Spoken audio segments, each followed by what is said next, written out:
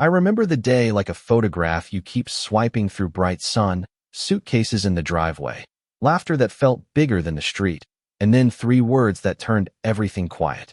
Get off my road. That was the first cut, sharp and stupid, and the next thing I knew there was a car backing toward my fence like it had a vendetta, and my new white pickets exploded into splinters.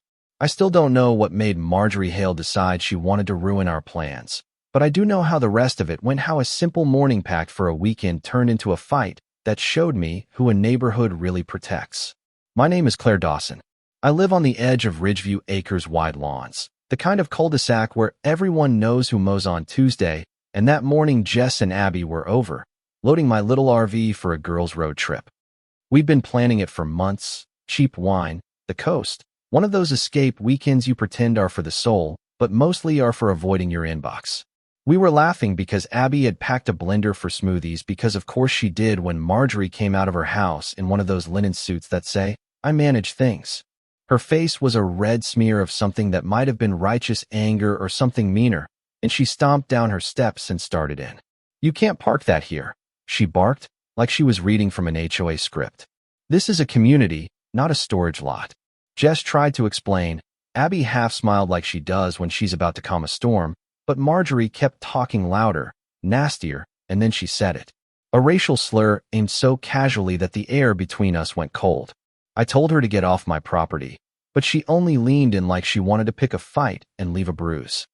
When I moved toward her, she stepped back, hopped into her SUV, and then, like someone finally deciding to get the damage done, she slammed it into reverse and aimed straight for the fence.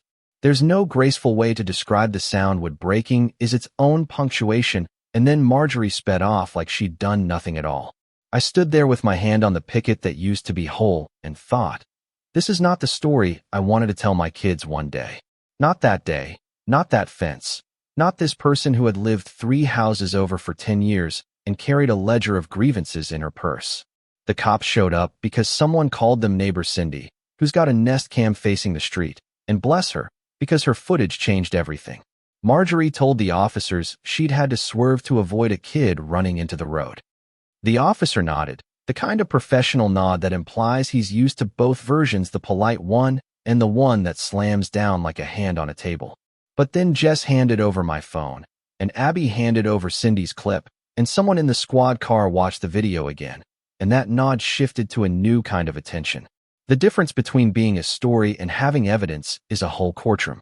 I thought that would be the end. Fix fence, pay deductible, awkward waves at block parties, but Marjorie didn't do normal. 2 days after the crash, she filed an HOA complaint accusing me of parking the RV illegally, of blocking sight lines, of being a public nuisance. The paperwork read as if she'd been waiting for a reason to weaponize the rules. The board, led by Graham Ellis, a man with a business card and a belief in process, put a notice on my door. Hearing in 2 weeks. The message was loud and clear. You can be the victim and still be treated like the problem. That's when the story changed. Not because of a single person doing the right thing, but because ordinary people kept showing up with small truths that build like a dam. Cindy brought more footage. Her Ring camera caught Marjorie pulling into her driveway late on a Monday night and leaning out to yell at a delivery driver. A retired mail carrier, Frank, who'd been living on our street for 30 years, came forward with 2 neighbors who'd seen Marjorie's husband pull up behind a visiting vendor and throw a bag of trash onto our lawn at night. Petty, mean, but a pattern. Patterns matter.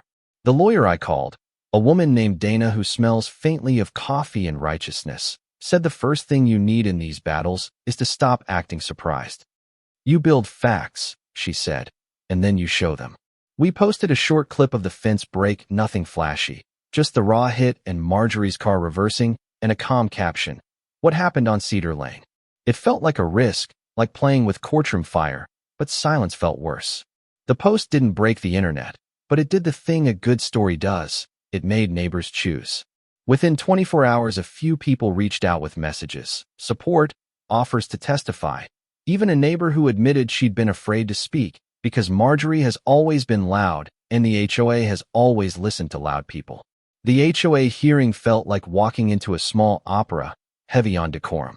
There were microphones, a long table where the board sat, and a man to my left with a legal pad who looked like he'd taken a vow of neutrality and then hoarded feelings. Marjorie came with a stack of notes and a face like it was our fault she'd missed church. Her lawyer framed the complaint in plain language: rules, precedent, neighborhood standards. They spoke as if sympathy could be summoned by citing a clause. I remember the moment the room shifted. Dana stood up, and instead of telling a story, she showed a sequence: the ring clip of the fence impact, Cindy's footage of the trash toss, an affidavit from Frank about previous incidents.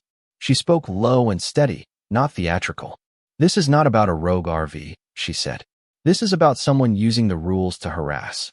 She named things that felt dangerous to name in Ridgeview Acres: envy of property, the way control can feel like safety, and how quickly procedure becomes a club. When the board chair asked Marjorie whether she had any relevant footage, she sputtered about fear and poor visibility. A few people in the room shifted. The board members exchanged glances. Graham, who'd been so proud of his impartiality, looked small.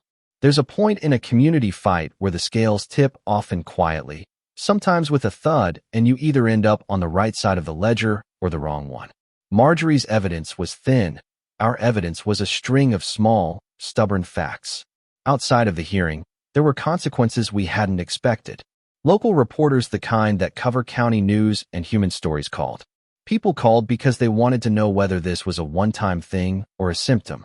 We heard from another woman 3 towns over who said, "That's Marjorie," and told us about a settlement that had never been public.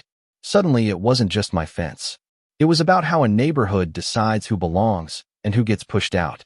The real climax wasn't a dramatic gavel drop. It was quieter. The HOA issued a statement that softened into an apology for the process and a conditional withdrawal of the complaint while they reviewed procedure. Marjorie's reputation frayed in a way that left her furious and more dangerous in private ways. The smear campaigns shifted from public notices to whispering emails. We got a cease and desist from a lawyer representing Marjorie's husband, the kind of legal letter that smells expensive and loud.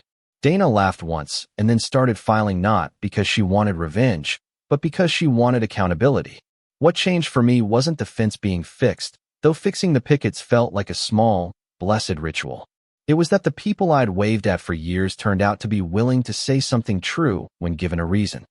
It was the discovery that the stories you tell your neighborhood, that you're the kind, the reasonable, the compliant, can be weaponized by someone who's polished at the art of complaint. It was learning how much courage it takes to hold a camera steady while your blood is boiling. We're not done. There are still legal things to sort out, insurance to wrangle, and a sense that nothing about this was tidy. The court dates hang like punctuation. Marjorie is still on her lawn, still watering in the mornings like nothing happened. But the street feels different, a little less comfortable for the people who think control is a right, and a little safer for those of us who believe in common decency. If you watch the clip, you'll see a fence break and an SUV driving away. If you listen to the whole story, you'll hear about patterns, petty cruelties that get honored by paperwork, and the way a community sometimes prefers to keep quiet rather than pick a side. I tell you this because these fights happen in neighborhoods everywhere, quietly at first and then all at once, and because evidence matters, and neighbors matter, and speaking matters. So tell me, what would you have done? Would you have called the police, posted the clip, stood at a hearing with a lawyer, or quietly replaced the fence and pretended it never happened? Share what you think is justice here. Is it a repaired fence, an apology, legal consequences, or something else? Drop your thoughts below. Tell us if you've seen a similar power move in your area, and if you believe communities should protect people or rules first. If this story made you simmer, share it. If it made you think, comment. And if you want updates on what happens next, subscribe. We'll keep you posted, because that's the only way we stop the next Marjorie from thinking silence is a shield.